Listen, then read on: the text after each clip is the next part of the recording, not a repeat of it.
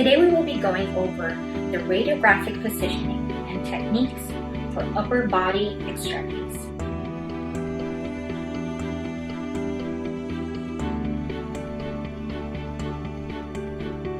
PA projection of the wrist. We're going to go ahead and have our patient seated. His arm is going to be on the table. Our patient is shielded already.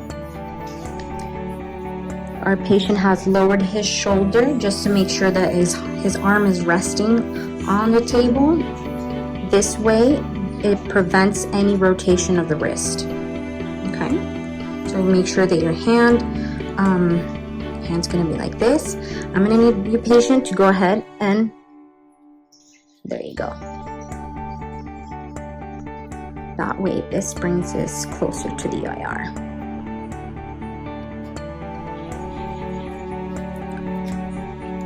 Our CR is going to be perpendicular, centered to the mid-carpals. So we're going to be approximately around here. There. And then the exposure is taken.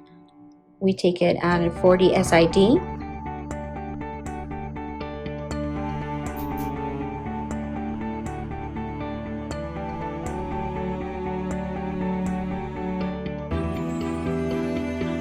Now we're going to go ahead and do a PA with a radial deviation of the wrist. This position is usually attempted when there is a suspected wrist trauma. So once you have a patient, you put them in the same PA position as if you're doing the PA wrist, and then you're going to gently invert the wrist towards the radial side, like this. And try to do it as far as the patient can tolerate. Some patients might not be able to because they will be in pain. So this is good. The purpose of this position is to demonstrate the ulnar side of the end carpals. The central ray is going to be directed to the mid carpals, so your central ray should be approximately around right here. There should be your mid carpals. And this is going to be the exposure is going to be taking at 40 inches SID. The exposure is taken.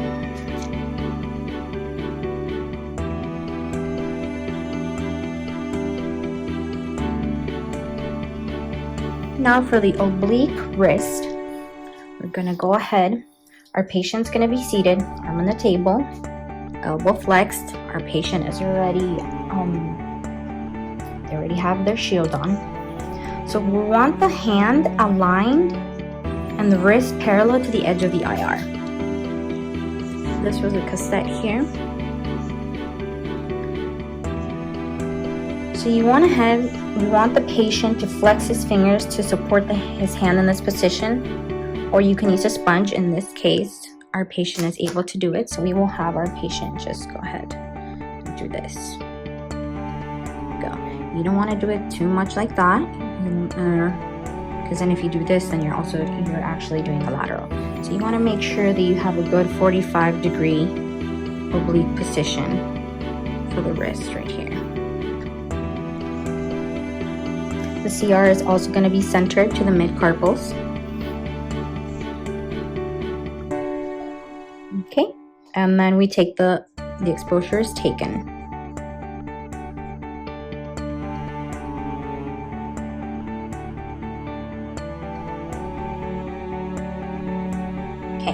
So now we're going to do the lateral wrist.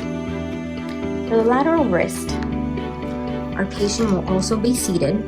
The arm is going to be on the table, elbows flexed, shoulder dropped, and the wrist is going to be on the same horizontal plane as their lap. We want to make sure that the hand is aligned and the wrist is parallel to the edge of the IR. So we can assume that the IR is your IR there. Your central ray is going to also be centered to the mid-carpals. So we're going to ask our patient to do similar like the karate chop that we did for the hand. Patient, please do a karate chop like that.